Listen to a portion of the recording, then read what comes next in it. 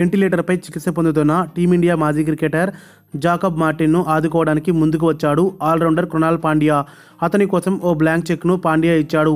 Sir, మీకు ఎంత అవసరమో అంత మొత్తం రాసుకోండి, కానీ కనీసం 1,00,000కు తగ్గకూడదు అని పాండ్యా చెప్పినట్లు Baroda cricket association secretary Sanjay Patil వెల్లడించారు. ఎవరినైనా సాయం అడగాలా వద్దా అని మార్టిన్ కుటుంబం డైలమాలో ఉంది.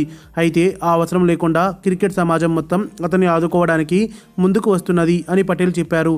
ఇప్పటికే జాకబ్ మార్టిన్ చికిత్స కోసం బీసీసీఐ 5 లక్షల రూపాయలు, బరోడా క్రికెట్ అసోసియేషన్ 3 లక్షలు ఇచ్చిన విషయం తెలిసిందే.